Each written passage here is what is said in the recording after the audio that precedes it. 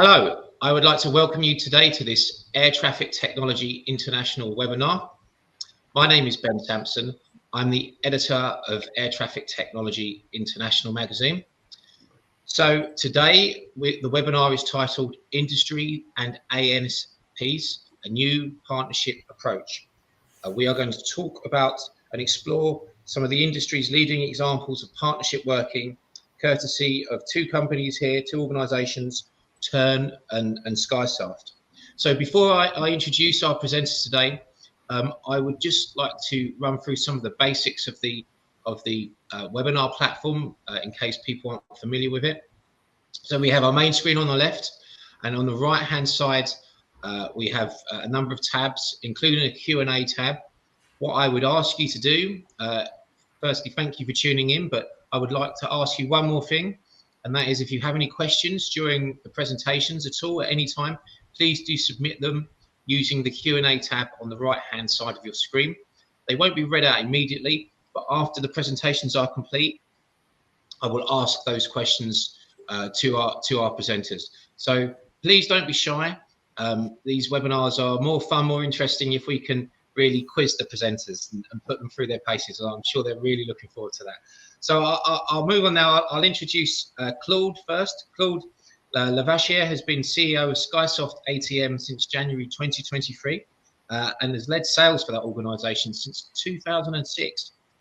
He has a long career in ATM and a proven track record of working with air navigation service providers around the world in the field of video recording and ATM automation. I think it's fair to say, with his experience of the ATC sector, he has a truly unique perspective on the evolution of the industry. Hello, Claude. How are you? I'm very well, thank you. And you? Hello to everyone. Yes, well, I'm very well, thank you. I'm pleased to be here. I'm glad you can join us. And also waiting here very patiently, we have Magnus Mar Thordarson, who is CEO of Tern Systems, joining us from Iceland. He has been CEO of Tern Systems since 2009. He also a very renowned figure in the field of technology and financial management. His educational background includes a BSc in Industrial Technology Development and Automation from Reykjavik University, and advanced studies in company finance at the University of Iceland. He has carved a unique niche in integrating technological innovation and financial acumen. Hello, Magnus. Thanks for joining us today. How are you? I'm fine. Thank you, Ben. Thank you. Good, good. So I think that's enough of an introduction from me. I think most of the viewers here probably know you better than I do, and know the sort of topics that you like to talk around and the subjects. So I'm going to leave you to it. Magnus, if we could start with you, I believe you got a short presentation for us, and then Claude, you're going to do the same. So Magnus, over to you. Yeah. Thank you again, Ben, and hi everybody. Yes, I would like to start just to tell you a little bit about Tern. We are owned by ISAVIA ANS, that is the ANSP in Iceland, controlling big area in the North Atlantic Ocean. They are part of the North Atlantic region. They have a few neighbors, as you see there on the slides. And this is a complex area. It is an oceanic area and also a tactical area. It is also a connection between the Europe and the States or Canada. So there are a lot of things to think of when you are the main supplier for ANSP like ISAVIA ANS. Yes, there you see a picture of the area itself. As I said, it's an oceanic area, but today it is more moving to be a tactical area. It is, the surveillance and the new technology, they are getting surveillance of most of the area. So it is changing to that. Tern Systems, we are 80 employees here. Most of them are here in Iceland, or around 60.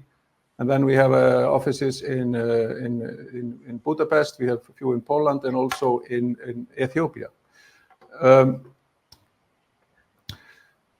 We have provided others with our solutions, mainly in Asia.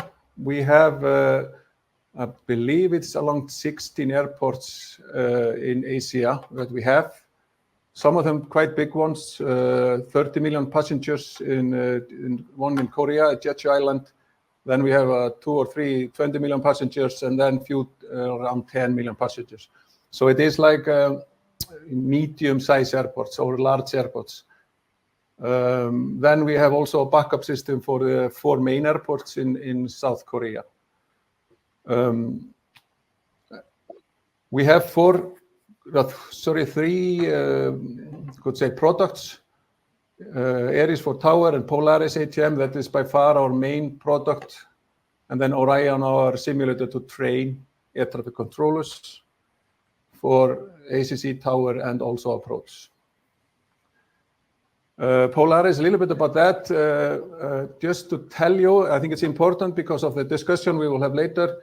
When we talk about our ATM system or like Polaris, we are actually not talking about one system. It's many systems and services. So, and that's maybe one of the points that we will come into today, me and Claude, and this is important to recognize.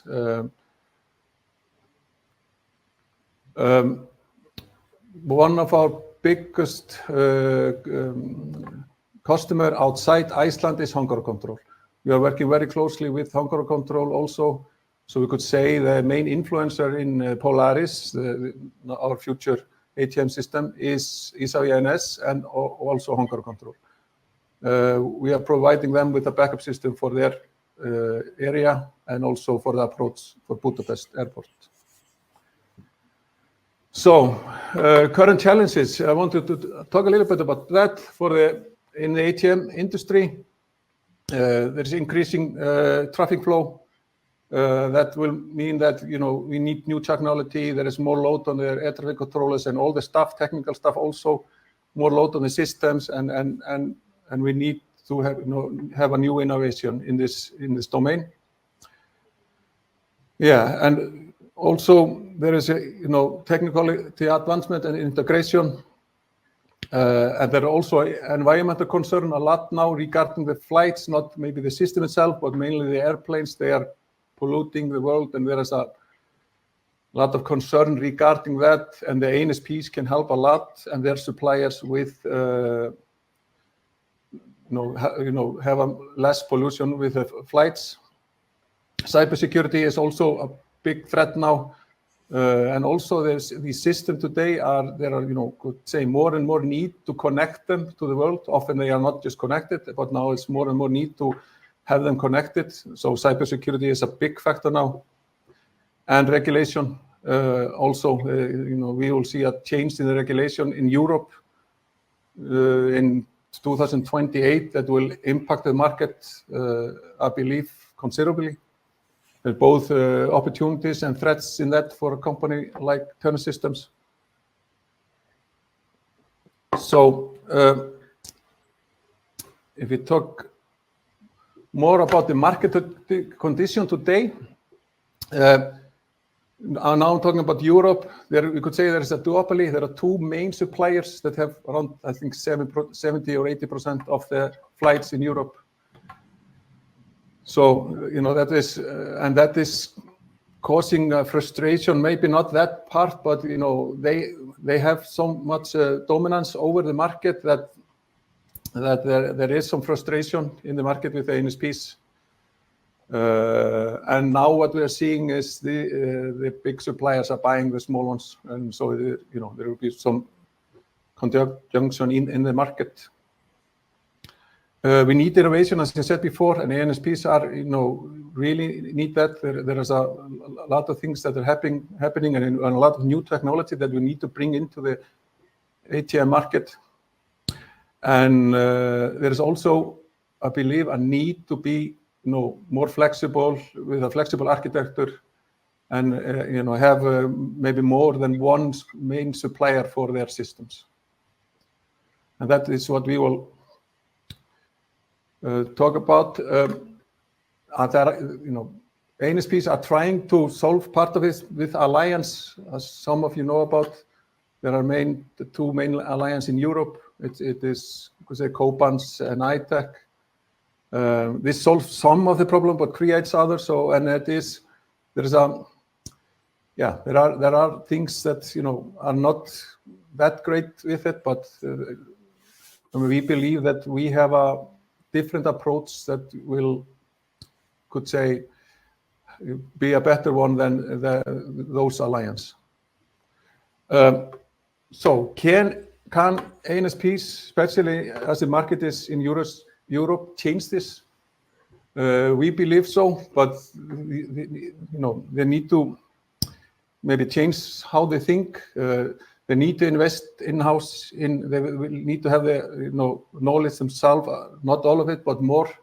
They are putting the big suppliers. They have all the knowledge. So that means that the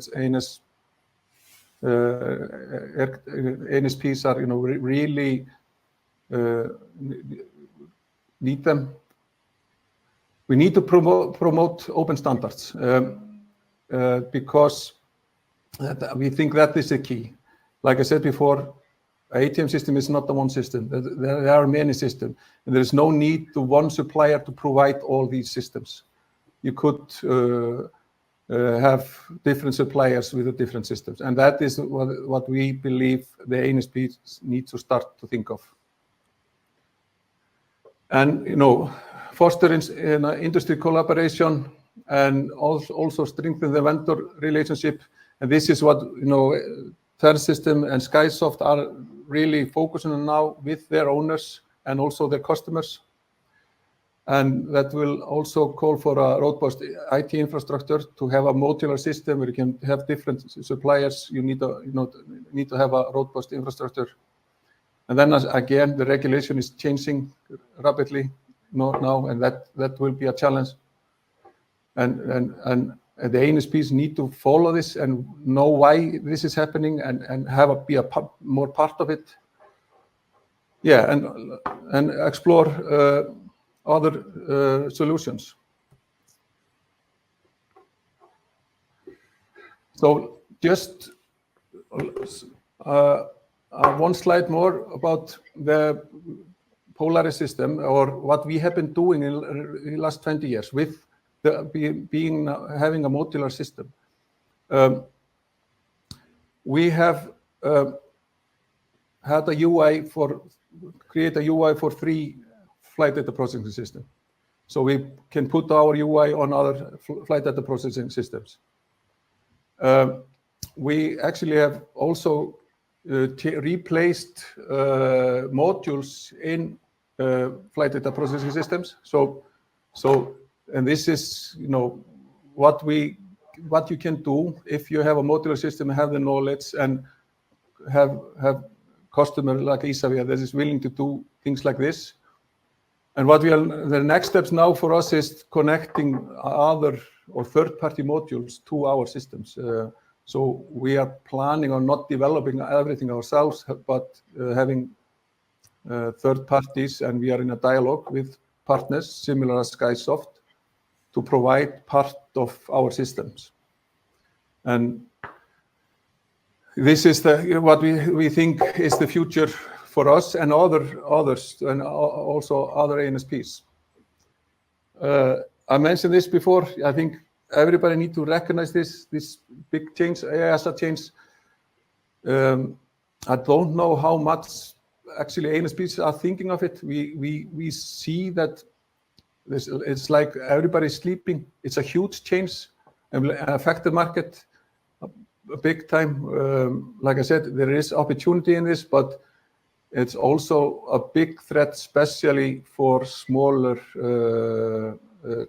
suppliers in this domain.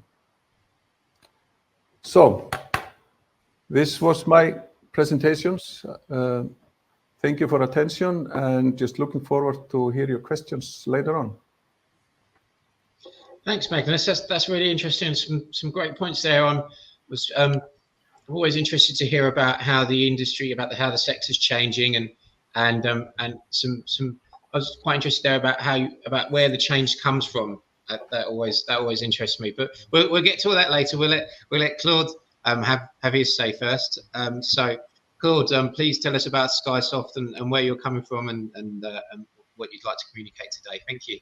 Thank you, Ben. Thank you also to Magnus for introducing, in fact, the topic. I think we are sharing a lot of views, And that's why we are partnering today on this webinar, but also on business more widely. So about Skysoft, we have a few years now been in the market since 2001, and we are the subsidiary of Skyguide, the Swiss ANSPs, developing most of the core components that are currently used in operation at Skyguide. And as you know, Skyguide being in the center of Europe, we have one of the most complex airspace in Europe, and we have provided over the last 20 years the core components that help our controllers to separate aircraft here in this airspace, very difficult airspace. One of the main, I would say, dimension of Skysoft is that we have always been willing to provide innovation into this business. I think we were amongst the first one to use COTS monitors, for instance, in this business. We are, I think, also the first one to use Windows on operating system for the core ATM systems. And we also were, I think, the first one to introduce open source ATM components with our Albatros community back in 2009. Something we made, which is very specific also to our environment, is the development of the controller working position recording. And over the last 15 years, we have been able to sell over 30 countries, sold to over 30 countries this solution that's probably represent 50% of the ATC market so far. So that's the map where our products have been installed. Our most important customers are in Asia. I think this year our first customer is Singapore, or 2023, put it like that. But in terms of recording, where we have the most license installed are in Europe, with Germany being our first country that we worked with, and also the Netherlands and Italy currently. Outside of Europe, of course, we are very present in the US, and here our solution is recording all the control centers that are in the US. It's 20 control centers, and you can imagine that's a few thousand positions that where our solution is installed. Here we are working with industrial partners. Switzerland. So you may know or may not know about Switzerland. It's kind of a very special country, very small. It's 400 kilometers from east to west, and but very different approaches when dealing about the ATM procedures between west to east. So it's almost like having two countries, and we wanted, and Skyguide wish was to reunify the country, and that's the origin of the virtual center that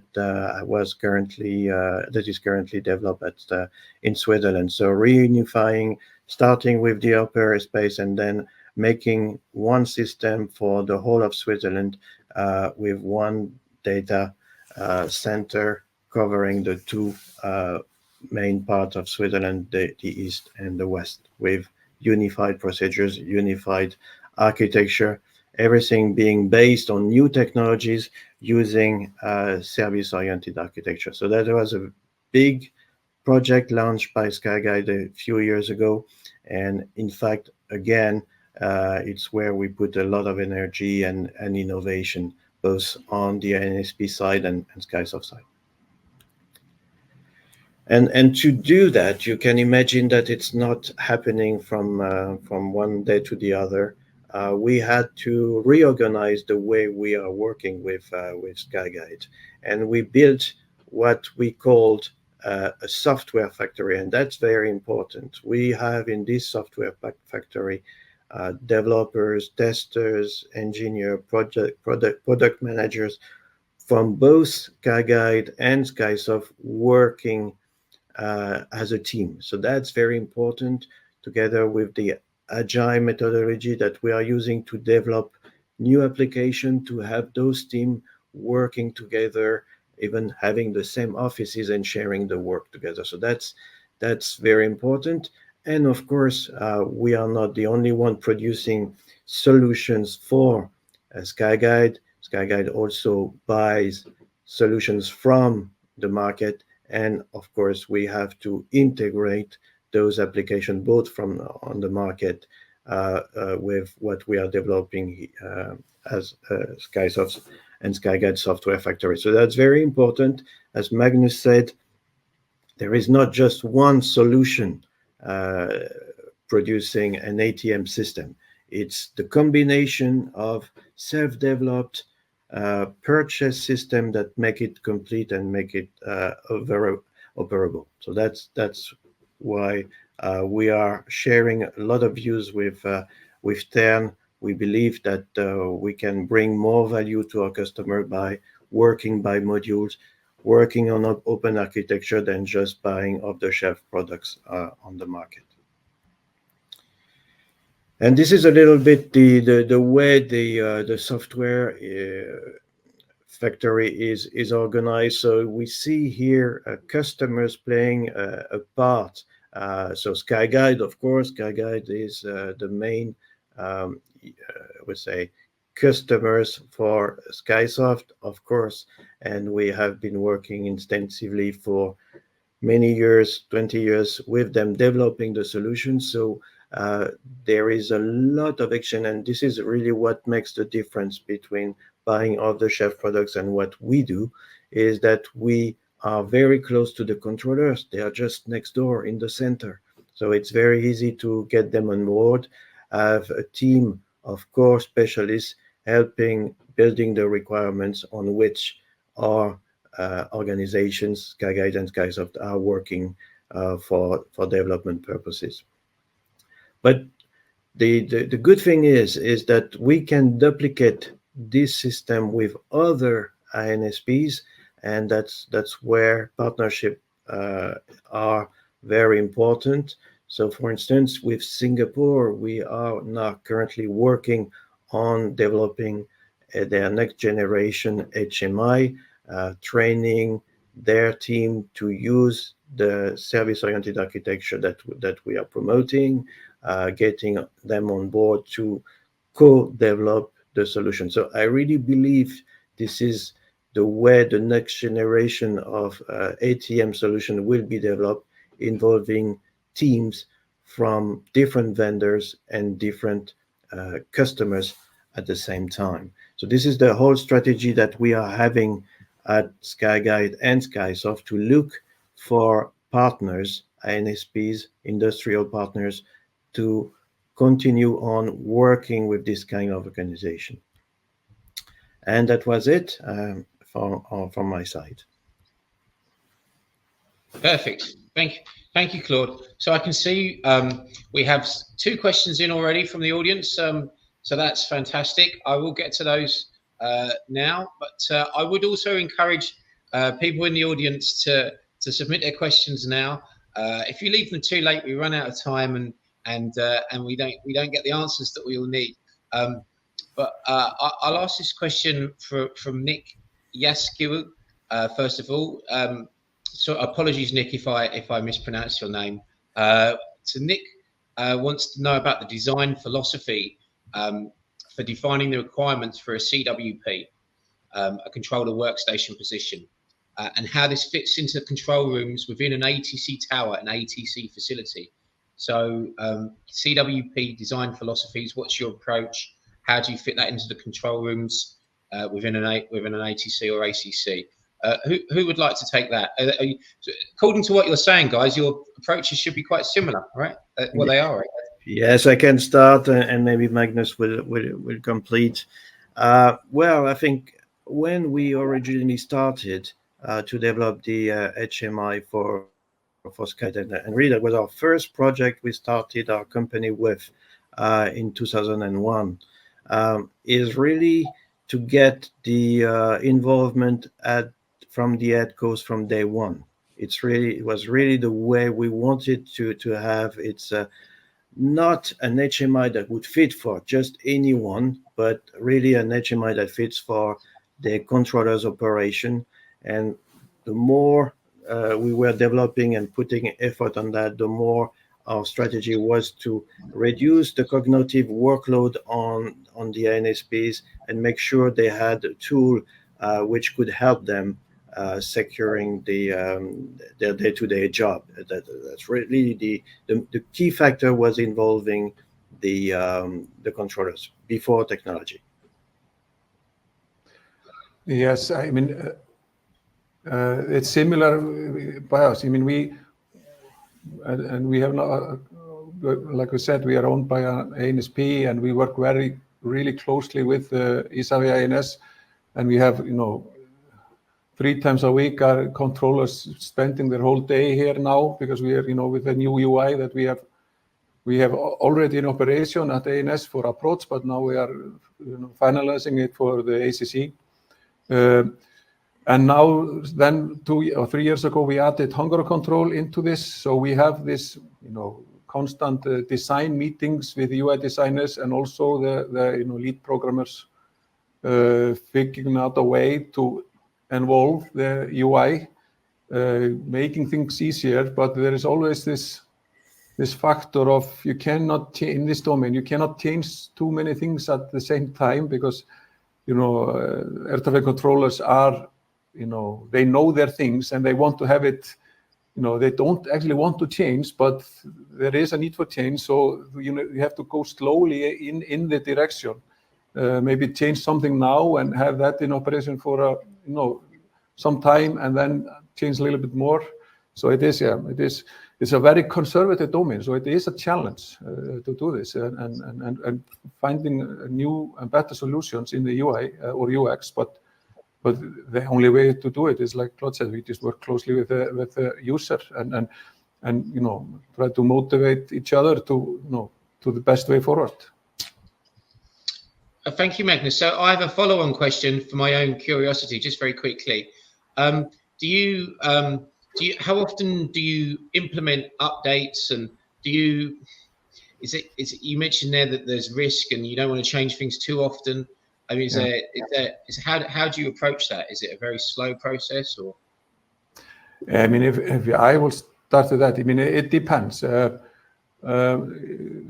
you have a major release, that takes time, and sometimes you need to, train the air traffic controllers for a major change, if it's a major change in how they operate. Mm-hmm. You would like, as a software company, you would like to have recurrent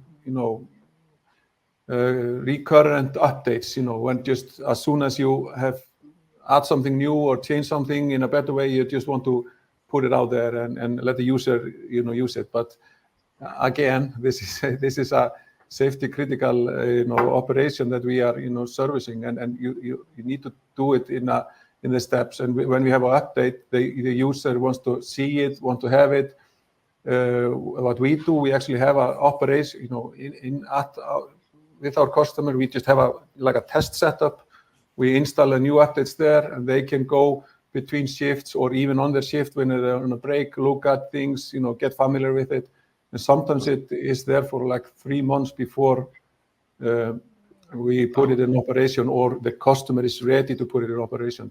It is usually the limited factor that the customer is, it has to happen. For example, in Iceland, we never update the system during the summer when most of the traffic is. We have a window in the winter, before the summer, maybe now February, March, and then in October, November, and then December is Christmas, and so it is, so usually we have 2 major updates a year, and sometimes there are some patches and smaller fixes. But regarding this, I mean, we have had a good idea for my air traffic controller to change, make a change that really will help them in their work. And we have designed it, developed it, and install it in 3 months. And it's an operation in 3 months. But so it's that rapidly if you are working closely with the ANSPs like that. But other changes need much more time than that. Okay, thank you, Magnus. Claude, do you have anything to add on this subject before we move on? Yes, maybe a little something on the methodology. As I mentioned, we are using the agile methodology. So we are going through this process of having cycles of developments in which we are involving the users. So before we have a specific version into operation, we have already those cycle of validation that help us making sure that when we go for operation, we have. Oh, just lost Magnus. Quite important also to make sure that when we deliver a solution, we have something which is ready to go, but also from our regulator perspective. So all that documentation and certification that goes with it, so which is very important. So it's a very cumbersome work altogether. So we prefer doing well and wait for some time to have something in operation rather than doing multiple step back and forth. Thank you. That's very, very, very interesting. Thank you, Claude. So let's take another question from the audience. Thank you for this. This is from Ben Willems. He is asking. This was a subject that interested me actually. He's asking about integration through European collaboration, such as ITEC, and I believe Magnus, you mentioned co-PANs as well. How does what you're doing fit within this? The components are running in the cloud, and ANSPs can subscribe to just parts of it or all of it. Or am I asking about your competition? It's written here very tactfully. Does that make sense? Claude, do you want to take that first? I could try. Well, of course, although ITEC and Coupons are very present in the market, they use a different strategy that what we do. They try to gather ANSPs around one set of solution and make it applicable to all ANSPs, while our idea is more to work with individual alliance partners and really develop specific application for each and every use, because at the end of the day, we are absolutely convinced that it's not one system fitting all needs. It's all the contrary, especially now that we are going through the service-oriented architecture on a modular approach, that where modules can really be used by certain ANSPs and not by others. That would make no sense. We have the possibility to use that component approach to make sure there is a solutions that fits the needs of ANSPs and that have been developed specifically for them with the cost that are only theirs and not the cost of all ANSPs, and also for their own constraints. So that's the interest of working closely with other companies like ours, is to co-develop, share the cost, share the risk, and put together a solution that really fits for the ANSP's needs. Okay. Yeah, I mean, if I can add to this, the challenges maybe that the big suppliers have, they have not, like we are talking about, we have 2 or 3 customers. They have, I don't know, 100 or something. So they want to make it easier for them also to have one unified solution and just try to get everybody on board on that. And the Coupons, I think it's 6 or 7 ANSPs that are in that. I mean, I'm not sure how many. I think some of them, they even have less authority than others, so others, can decide things. So this is works in a way, but I mean, we have two main customers, you could say. There's the ISAVIA and Hunger Control, quite a different customers because, like other one is here in Atlantic Ocean, Oceanic area, and then Hunger is in middle of Europe, with the intensity of the traffic that is there. We actually, we are running this, we have actually exactly the same system for both of them. However, there is configured in a different way. So the operation or the UI is, looks similar, but there is a lot of all the lists or how the mouse works and everything is totally different to different customers. So when a air traffic controller from ISAVIA comes here to a test area and start to move the mouse for the Hunger Control system, he just, what's happening? Because when you scroll in this, then you zoom, but for other, you need to do something else to zoom. So this is for us is just configuration. So and we think this can be done for 100 customers with a different configuration. You need, of course, to have, like we have been saying again and again, a modular system. I mean, I think the systems that are in Kópans, they are built actually, I believe, on old technology. So and just need to, and these big suppliers, they just need to, I believe, refactor the things about how they are doing things. They are trying to force this old technology with this partnerships, on their customers, and they're doing it quite well in a way. So yeah, but this doesn't have to be like this. And I mean, what we see also, okay, we could use Skysoft UI for, on top of our backend, and that this is how we are actually thinking. And it would surprise me that we would have a joint project with Skysoft in the next 2 or 3 years, where we have a Skysoft components and then Tern system components. There may be other third-party components into one unified ATM system. Okay. All right. Thank you, Magnus. Thomas Buchanan, thank you for your question. I believe it was on a very similar subject, really.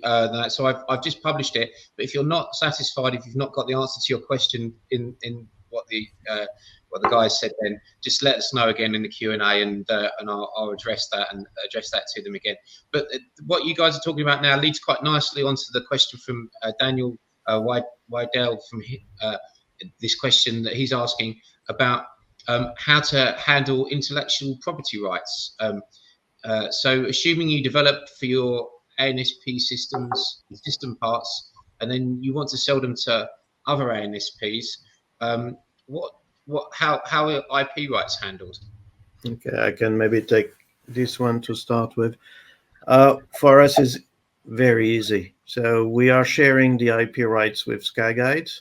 So Skyguide is obviously the main user of our system, but we are entitled to distribute the software to other potential customers. So it's we are sharing the intellectual property rights when there are projects which are unique to Skyguide and do not really mean that we could sell them outside of Skyguide, then we just leave the IP rights with Skyguide. As simple as that.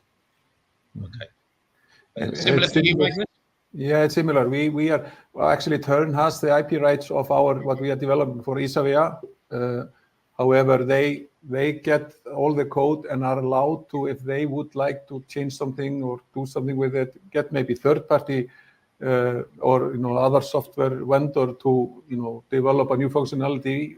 They could do that, but they cannot sell it or anything. We have the right to sell it with our software. So that's contract with ISAVIA. It's a different contract with Hunger Control. But we see that, for example, what is usually the difference is the UI. I mean, the backend is very similar in most of the cases. So and that's why I said before, maybe we will have a UI from other vendor like Skysoft on top of our backend, or our backend with some other parts from a third party. So ANSP now that has some ANSPs are even developing their own UI even in Europe, and they could and maybe would need some module in their in the backend. They should come and talk to Skysoft or Skyguide to cooperate on that, and we could even take it further and co-develop some parts with others, and of course that the IP rights will be more complicated then, but I think there is always a solution. If you get not too many lawyers on board, then you can find a solution, I think. But you will need them still. That's a good one. Okay, so I'll move on now to the next question swiftly, because we got about 6 questions left. We've got about 15 minutes. So this question is from Kari Ingebrigtsen. Apologies again for the surname, mispronunciation.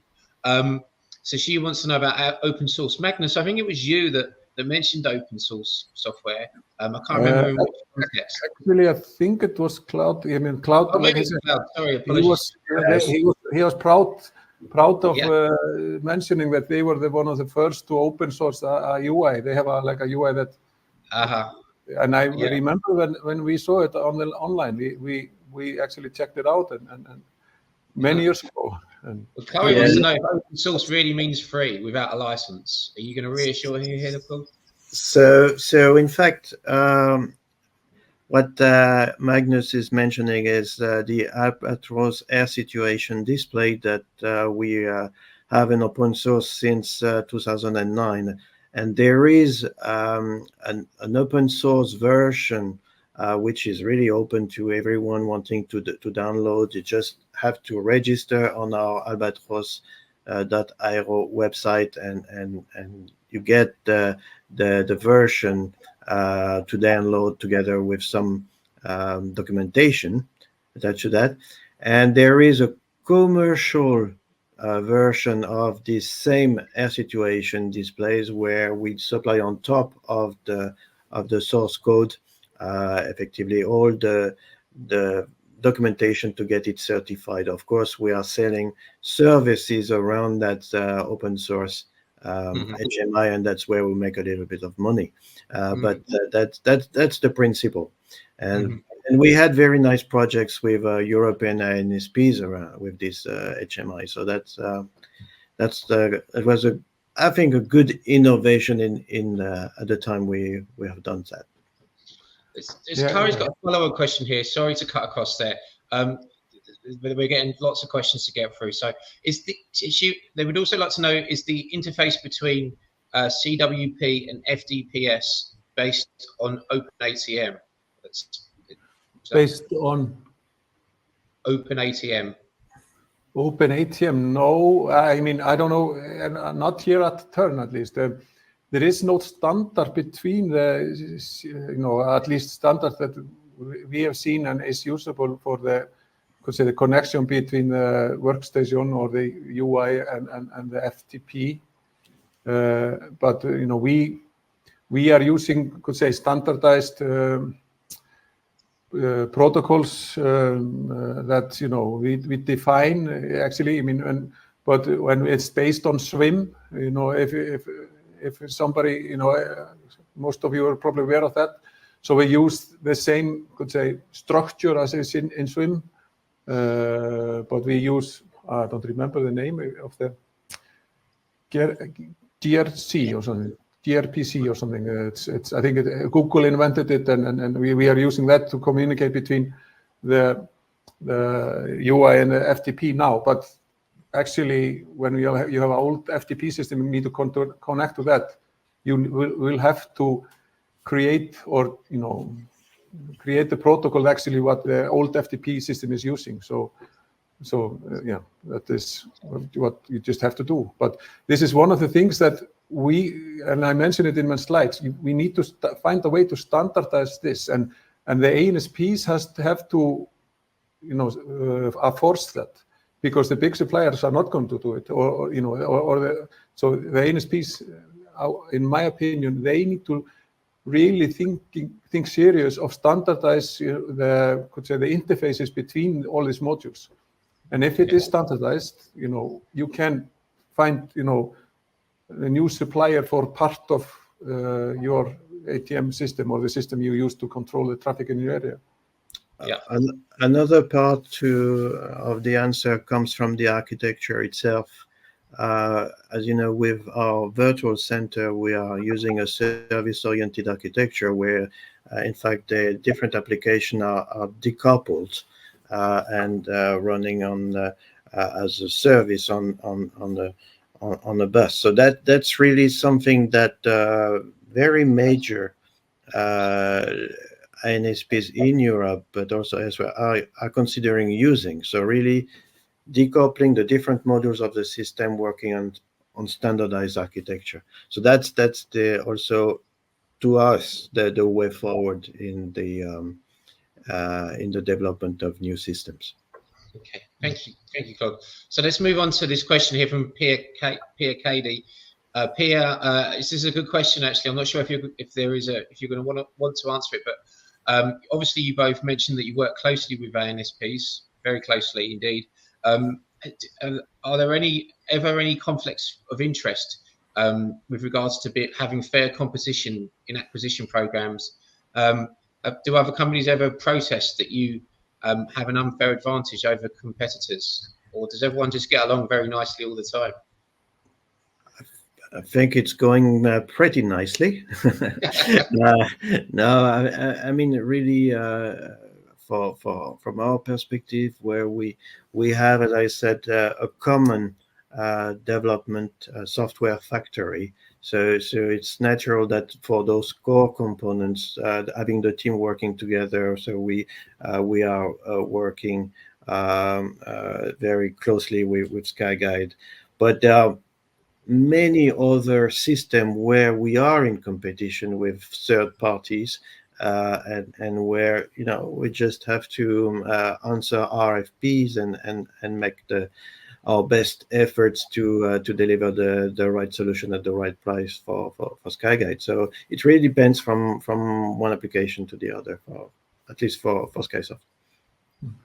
Yeah, I mean, this is a good question, and you need to, and the ANSPs like ISAVIA and NS, they look at things, in bigger, in the bigger picture, and they're always checking, is there a better way to do things than, go to Tern and let them develop it. And in recent years, we have been putting more and more focus on the, the ATM system itself, the Polaris and the simulator. If you go through the 25 years history of Tern, the relationship between ISAVIA and Tern system, I think there are probably 150 projects that we have been in developing of some kind of equipment or some kind of thing that, so now we are putting focus on this. But this is if you ask me, this is not a fair game, but not because of this. I think, like I mentioned before, there is a duopoly in this market in Europe, and the position of the big suppliers are quite strong, and so I would say I wish it was a fair game, and we had maybe a more chance to could say survive or be more successful. But it is, but we are fighting there, and it is a challenge, and yeah. So I have a couple of questions on this theme, really, this topic, and I know this is about partnership working, not about competition. This webinar, but from Thomas Buchanan, who I mentioned earlier, he wants to ask, how can the smaller manufacturers make big ones move into a needed direction? How can we make more competition? And on the same kind of topic, there's a person here called Henry Nusasatria, who's talking about the situation at Nav Canada, where they have NavCam ATM, and which is part of Nav Canada, they used to have NavCam ATMs to supply for their ATM systems, but now that Nav Canada has chosen FDPS from Indra, NavCam ATM is starting to close its business. Could this happen elsewhere? So on that David and Goliath situation and competition, have you got any other comments on that, guys? It's obviously not directly about other businesses if you don't want to. I can take maybe the one on Nav Canada, because we have a lot of friends there. I must say we have been exchanging views with Nav Canada, and you're right, they were exactly having the same construction that Skysoft and Tern had, and they recently made their choice for the FDP from Indra, if I understood well the situation. Now, I don't think that they leave everything to Indra. I think they are also willing, at least for their own use. They want to continue being a part of the development team and continue to share some of the business. I think it's more their export business which will be not addressed the same way it was before. But for the internal one, I understood that they will co-work with Indra. So it's a bit of mixed situation there. Okay, fantastic. Thank you. Okay, should we move on? I would like to ask this question here from Thomas Dam, who is asking, how are the customers, i.e. your air navigation service providers, involved in the functional decomposition of the overall ATM system and the interface definition? Have you kind of answered that already, guys, or would you want to give that another go? I think I gave a short answer to that. It's really the question about architecture and how we decouple the services and the different components from the system. So it's really what I already said earlier. So it's trying to use the service architecture to decouple the systems and make basically components coming from different vendors potentially working together on that architecture. Okay, thank you. I'd just like to ask this question from Heidi Uzard as well, because it's very politely put. First of all, she says, thank you for the excellent presentation. And on a more technical subject, do you know which IP version is used in European ASMPs telecoms, i.e. IP version 4 or IP version 6? For transmission of data exchange for air traffic services? Do you use that protocol? I think it's IPv4. I think so, but I'm not sure. Okay. It's like a really technical question, even though I was once a programmer. It's a long time ago, and yeah. Okay. And it's even worse for me because I'm not an engineer at all. So that's it. Well, that was an excellent question. Well done, Heidi. So let's take this one from Chris Wade. We've only got maybe 5 minutes or so left. I think we will get through them all. But if you have any, we don't get to any, or if you have any outstanding questions, then I'm sure Claude and Magnus can get back to you via email offline. We'll do our best to answer everything. Anyway. Chris would like to know how useful is it when developing solutions to have a close connection with an ANSP to involve the ASMP controllers, engineers in that process? I should imagine very, right? Yes, if I will start, it is really important, and this is could say our main focus is getting the air traffic controllers on board, and also the technical people that are maintaining the system. We cannot forget them. They are making sure they are up and running 24/7, and they need to monitor them. And so it's also could say the user interface or the working procedures for the technical people. But when you go with the air traffic controllers, like we are doing, we have a workshop, meeting them, like now we are meeting them, twice a week or 3 times a week. They also get involved, and they are excited, so they will be, more ready when they when they have a new update, because they were a part of it. even though only few of them are here, of the hundreds that are then using the system, they will promote it and promote the change also, when they are having coffee with their colleagues, and so it's extremely important to do this, and we have the opportunity to do it because we are working so closely with the ANSPs.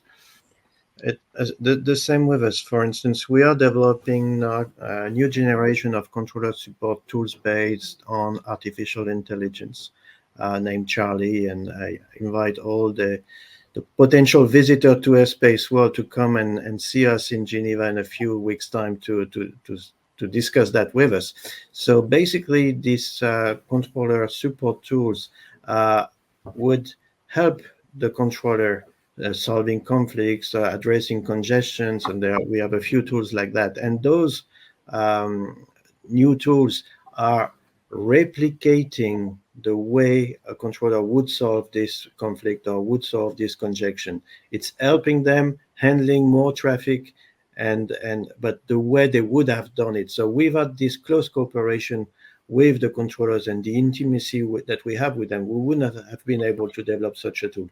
At the end of the day, anyway, it's the controller that makes the decision. It's not the tool. But to create those tools, we needed to have a close cooperation between the controllers and the data scientists and the developers of that system together. Okay, thank you, Claude. Thank you, Magnus. So there is a question here from Thomas Hess on Claude. I think you mentioned an agile approach to development earlier. He wants to know, does it mean you update the operational system every 2 to 4 weeks? I think the short answer to that is no. No, it's not exactly that which I meant. It is that we are conducting the project on an agile methodology. So we have those sprints effectively of several weeks and one after another, and the development are progressing according to those sprints and the reviews that are made. But it's not that we have a new version of the ATM system every week. No, absolutely not. Let me just ask you this follow-on question as well, Claude, from Emery Nusa who seems to think that is Skysoft ATM moving away from ATM systems and more focusing on ATM recording. Is he right to be suspicious of that? No, I don't think it's right. I mean, the recording is mostly what we do on the export market, together with some consulting. I mentioned Singapore, but it represents only 20% probably of our sales. So the rest, I mean, the ATM system, Cesar is a big part of what we are doing, and it's mostly ATM system. So no, the recording is a niche. We are a leader in this domain, and we want to remain a leader in that domain, but it's not taking over what we do in ATM. Okay, thank you. Magnus, can I ask you this question from Vincent Lamberti, who is asking about tenders. When calls for tenders are issued by ANSPs, they tend to want multiple references in recent years. So they want multiple references, which can be an obstacle for smaller companies. How do you deal with this? I mean, if there are like requirement that we cannot meet regarding references, then it's difficult to deal with it. You will have just need to not compete there. But yeah, we have quite a lot of references actually for our Polaris system. Like I mentioned in this before in my presentation, we have since 2008 or 7 deployed around 14 or 15 systems around the world of the our ATM system. So we have quite a good references, but it happens that we are a small company. Sometimes there are like revenue. You need to have a certain amount of revenue so you can compete, and sometimes we cannot meet that. And we have sometimes tried to go with a partner that is bigger, and we will front it for us. But it is a challenge for smaller companies. But we also have to recognize that sometimes the ANSPs, they have a preferred supplier. I mean, they have been working closely with somebody, and they want to keep on working with this person or this company, and they then of course try to find a way to make him, could say, more favorable to that part. And but and I think that is in a way normal. It is but sometimes we just skip these tenders, just and look to the next one. Yeah. Okay, great. Thanks, Magnus. So let's just squeeze this last question in. This will be the final question. Thank you, guys. We've answered nearly 20 questions today, so really put you through your paces. I appreciate it, all the questions, your time, and the audience's time in asking the questions. So Thomas would like to know, in your opinion, how much easier is it to introduce new technologies and modern development environments, new tools for smaller companies as opposed to the big organizations? Do you think it's easier if you're a small? I'm not sure it's easier, but I think we are definitely more flexible than bigger companies. So we are more agile in the sense that we can follow up the trends of innovation a bit more quickly than the other would do. But on the other side, we don't have the same financial means probably that the large company, when they want to invest, they can invest, and that's of course is a limitation. So it's goes both ways. Magnus, do you have anything to add? No, I think that was a good answer. I don't have much to add to that. It is Fantastic. Okay. Well, with that, we got, like I said, we got through a lot of questions there, so that's great. And it's thank you to the audience and thank you to the presenters here today at Tern and SkySoft for sponsoring it and making this session happen as well. I'll turn to you first, Claude. Have you communicated what you wanted to communicate today? Is there anything else you'd like to say before we finish? Oh, I just wanted to probably, as I did earlier, invite all visitors, potential visitors, to come and join us. Tern, we of course have a booth there too. Come and join us in Geneva in a few weeks' time. We'll be extremely pleased to explain what we do on the face-to-face. Okay, thank you, Claude. Thanks for the invite. I'll take you up on that. Magnus, can we all come to your booth as well? Yeah, I mean, I think I got the most important things through. So, and thank you just for inviting me to this, and thanks to all the audience to listen. And yeah, like I say, I will say same as Claude. Come visit us in Geneva if you come there, and I encourage you to be in touch if there are any questions or thoughts or anything you would like to know. Yeah, great. And there should be an email address on the sticky up there. Well, I thought I put it anyway. There is a recording of this session. You'll get an email link with the recording of the session that you can view again and scroll fast forwards, backwards to the bits that you want. And I am not sure if the slides will be available, but if you email us the magazine, I'm sure we can facilitate that. So thank you again for all the amazing questions. I'm very impressed by the level of interest and engagement in this topic, and I wish you all a very happy rest of your day wherever you are. Thank you, Ben, and thank you to all the audience. Thank you. Thank you.